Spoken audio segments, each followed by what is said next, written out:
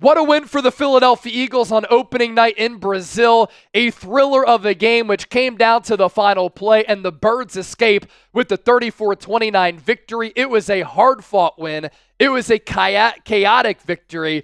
It was certainly a game in which we were riding the seesaw, going back and forth. It was ugly for a lot of moments, but for Philadelphia to win this game in the fashion in which they did, it's going to go a long way in setting the tone for the 2024 season. You're watching Eagles Now by Chat Sports. I'm Chase Sr. No matter where you are, how you're tuned in, I appreciate you for making our instant reaction post-game show here on the channel a part of your night, because for a lot of you out there, it is really late, but we have an Eagles victory to talk about here. Birds winning it by 5, and I have so many takeaways with how the Eagles were able to win, the good, the bad, the ugly. And let's just begin with what this means for this football team. What a victory. For the Philadelphia Eagles to be able to flush what happened last year when they started 10-1. Then they lost 6 of 7. They got dump trucked and embarrassed by the Tampa Bay Buccaneers in the wild card round. A lot of people wanted Nick Sirianni fired. And while Howie Roseman was very active in spending in free agency and doing a good job of identifying talent in the NFL draft, there were a lot of question marks for this team. How are they going to be able to rebound mentally and emotionally after what transpired last year? How is this team going to look with 2 new coordinators in Kellen Moore and Vic Fangio? Could Nick Sirianni win back the locker room after taking accountability, but also owning up to the fact that what happened last year was not acceptable? So for the Eagles to flush and overcome what happened last year, and then in this game alone to overcome 3 turnovers and to beat one of the top teams in the NFC, that's a hell of a victory in international territory, in the first NFL game in Brazil ever, and the first opening night game on a Friday that the National Football League has had in 50 years. It is really, really hard to win a game against a legit team when you lose the turnover battle. And Philadelphia lost the turnover battle, but think about how they started this game with the pressure on this team from what happened last year. They had 12 men on the field on defense. Saquon Barkley slipped on the grass, which was an awful surface, on his first play as an Eagle and on the first play from scrimmage. Jalen Hurts, on the third play offensively, threw late and made an awful decision, throwing an interception on that pass intended for Devontae Smith. You had a Jalen Carter personal foul call, and then the quarterback in the center had a bad exchange, which led to a turnover on the 6th offensive play. Now, shout out to Vic Fangio and this defense, which got leaky at moments, and they gave up some explosive plays, but they helped set the tone of this game by only giving up 2 field goals after those 2 giveaways. Green Bay had an opportunity in the first few minutes of this game to go up 14-0, and this game could have been over. But Vic Fangio had this defense clicking. Quinyon Mitchell was making plays. This defense bent but did not break, and this team bent and did not break. And that goes to show you the culture that they have. We've heard all offseason, all training camp, all preseason about how the vibes are great and the energy is great. And that starts with Nick Sirianni, who I think doesn't get enough credit for the culture that he's been able to put in place. And this team really never batted an eye. They never really panicked. They didn't piss down their leg. They had mental fortitude. And then late in the game, they put their nuts on the table. And how was Philadelphia able to win this game? This is the biggest story of the ball game, in my opinion. How about the big boy drive, only up by 2, after a terrible and horrendous Jalen Hurts interception in which he threw across his body, across the field, in the end zone, taking 3 points off the board, swaying momentum back to Green Bay.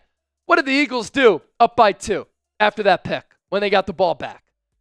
Big boy drive. Put your nuts on the table type of drive. 16 plays, 67 yards, 7:25 off the clock, which resulted in a Jake Elliott chip shot to make it a 5-point game to salt the game away. Great execution, Great play calling, great play designs from Kellen Moore, who we saw his early imprints on this team. Saquon Barkley wheel route, pre-snap motion after finishing 32nd in pre-snap motion last year. Getting creative, timely calls. Jalen Hurts sticking some throws. Now the Eagles on that final drive did get some penalties from Green Bay to give them 2 very critical first downs, but it's no joke when you can run it right down the Packers' throats, execute, and play bully ball, which we love in Philadelphia, and go 16 plays, nearly 70 yards, and take 7.5 minutes off the clock. Now, before we continue to move forward, I recommend that you subscribe to us here on Philadelphia Eagles. Now, during our watch party, we surpassed 81,000 subscribers. Now we're closing in on 82,000 subscribers, and we had nearly 300,000 people join us for our watch party. Hit that sub button right now and join the largest independently run Eagles channel right here on YouTube.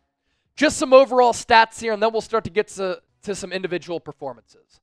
Philadelphia able to put up 410 yards of total offense, 5.5 yards per play. Hurts 20 at 34 for 266, 2 touchdowns, 2 picks. Both of the picks egregious. Saquon Barkley, more on him in a moment, able to have one of the best debuts for a professional athlete for a new team in the history of the NFL. He runs for more than 100 yards. He has a hat trick, 3 touchdowns. And the Eagles as a team, 38 carries, $144. It really took him a little while to get that run game going. This is the big thing for me. They overcome 3 turnovers to the Packers 1 to still win this game. It goes to show you what they're capable of being and the potential that they have as a football team. And time of possession, pretty even, although it skewed a little bit toward Philadelphia because of that long drive in which they matriculated down the field. For Green Bay, a lot of splash plays, a lot of explosive plays. The Eagles had some holes on the defensive side. But again, the Eagles defense kind of won the team the game by forcing 2 early Packers field goals. If they give up 2 touchdowns there, which would have happened last year, you already know it, that game's probably cooked for the Eagles. So 414 yards of total offense, and Jordan Love did get injured late, made a couple of good plays. Of note, Josh Jacobs ran crazy in that second half. He had less than 1 yard per carry prior to recess. And then after the game, he was really, really good. The 1 turnover, a Reed Blankenship interception of Jordan Love, and then the time of possession for Green Bay at 27-plus minutes. And then the team-by-team, side-by-side comparison here. You can take a screenshot of this if you want.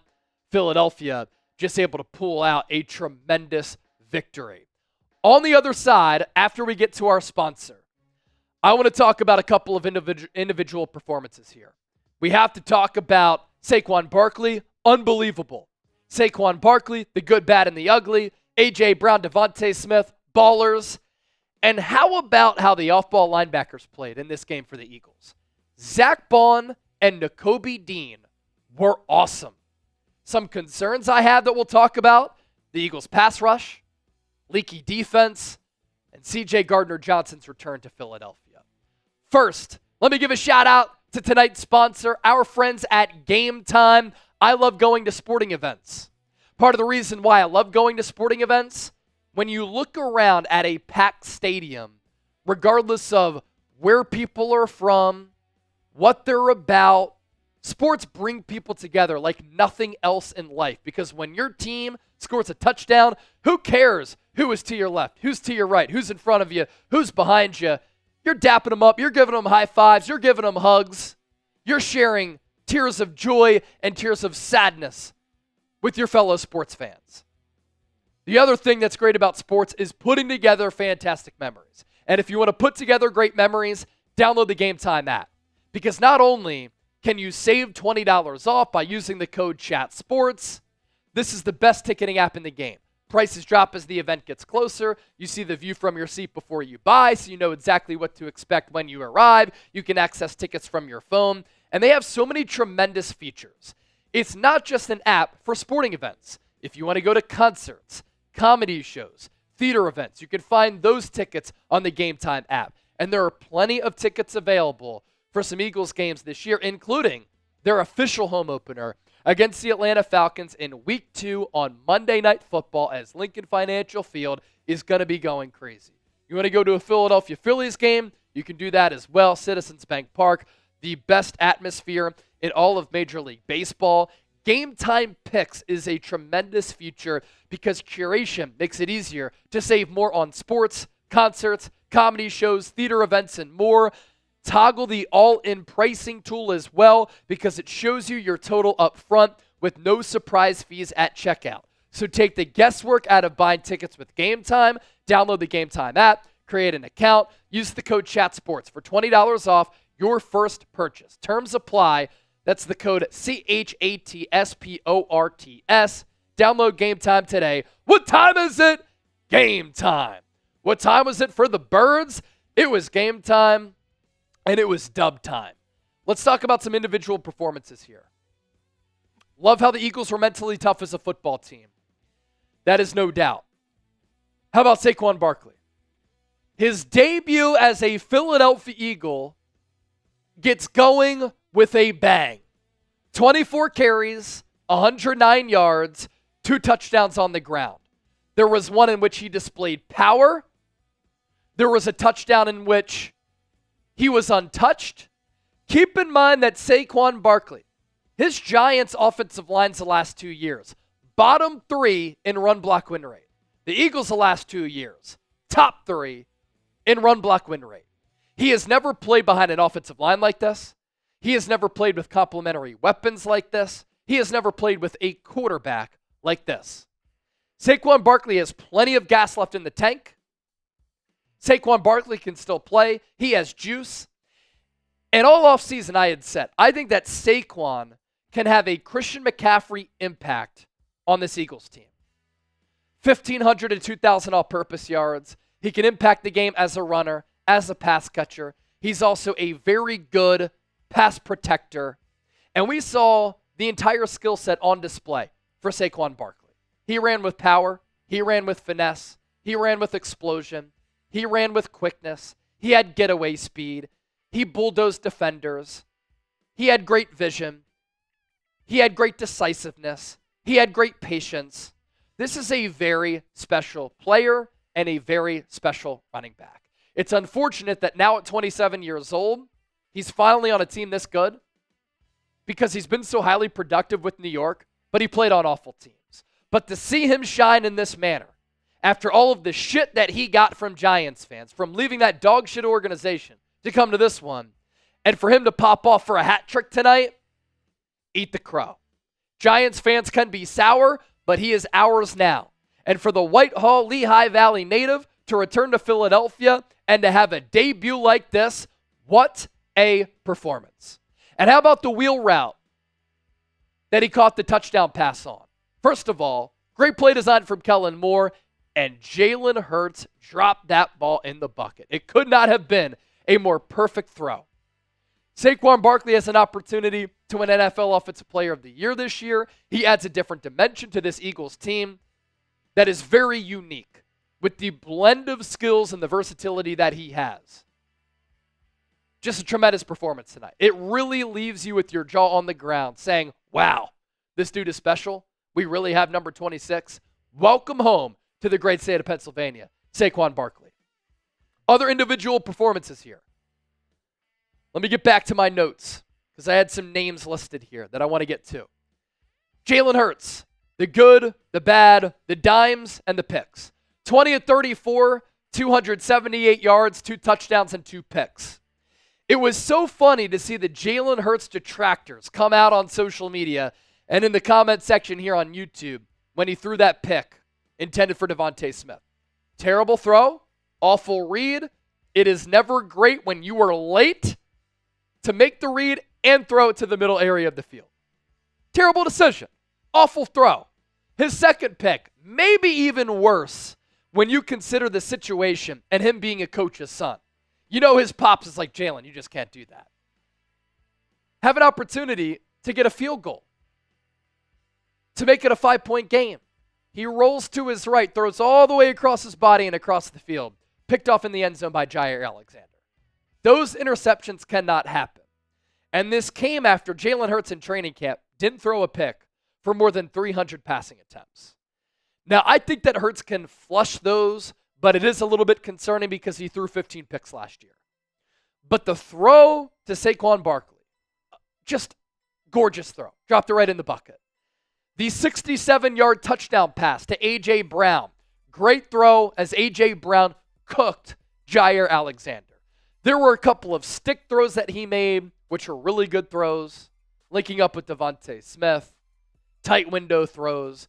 Jalen Hurts is a really good quarterback in this league. Don't try to tell me otherwise, because the highs are really high. He's had some lows, but he's had many more highs than lows.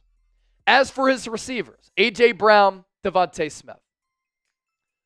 We saw tonight why the Eagles prioritized paying both players. We saw tonight why they're maybe the best wide receiver duo in the National Football League. They're so well-rounded. They complement each other really well with how different they are, but they're both just great players. A.J. Brown, 5 catches, $119. The long of 67, those 5 catches coming on 10 targets. That's an average of 23.8. The 67-yard touchdown that he had. Not only did he beat Jair Alexander with the dirty route, the pull-away speed that he had on that play was wow-like good. And then Devontae Smith, 7 catches for 84 yards. It felt as though all of those catches came in critical spots, whether it be the time in the game, the down and the distance, or the impact and the importance of the play on some of these money downs, or when the Eagles had a gotta-have-it type of play, Devontae Smith came through. Do want to talk about this defense. Zach Bond and Nakobe Dean. Nakobe Dean was everywhere. Nakobe Dean was making plays left and right. Nakobe Dean looked like the best linebacker in college football from when he was at Georgia. Reading plays, diagnosing plays, anticipating plays, blowing plays up against the run, against the pass. His best game as a pro, and I know the sample size is small, but we can see why Nakobe Dean and Zach Bond beat out Devin White. They both were tremendous in this game, all things considered, and this is something great for Nakobe Dean to build off of. And I've always said this about him. His lack of size is a thing, but he can make up for it with the smart football instincts, his feel, and just his ability to kind of foresee things before they happen. Dude was an engineering major at Georgia, and you see those smarts on display. But for how inexperienced he is as a player in this league, because he simply hasn't played a lot, to look the way that he did tonight, I was so impressed. And then Zach Bond. Zach Bond, while with the New Orleans Saints, was a failed third-round pick as an edge rusher. Vic Fangio turns him into an off-ball linebacker, and him and Nakobe Dean are going sideline to sideline, making plays up and down the field. Zach Bond was really good. Vic Fangio used him as a blitzer from time to time. Zach Bond had 2 sacks. And we've made the Vic Fangio, Andrew Van Ginkel type of comparison here on this show because Fangio brought the best out of Van Ginkel, and he was one of the highest graded pass rushers in the game. How about the way that he incorporated and utilized Zach Bond and Nakobe Dean? Zach Bond, 15 tackles, 11 solo, 2 sacks, 1 TFL, 2 quarterback hits. His second sack ended the game. And the Eagles got him for nothing. They paid him nothing. So I love the early returns and the early signs of that. As for some of the bad, some of the concerns. Eagles pass rush, just not great. They only had the 2 sacks. They're both belonging to Bond. I didn't think they did a great job of generating a consistent pass rush. 5 quarterback hits in this game. And then C.J. Gardner-Johnson missed tackle after tackle. The big one, obviously, leading to the Jaden Reed 70-yard touchdown. He has to be better. I think he will be better because I've seen there's a better football player in there. So that is the Instant Reaction post-game show. after the Birds pull out a heck of a win. Who impressed you the most in week 1? A lot of people are going to say Saquon. I'm going Zach Bond.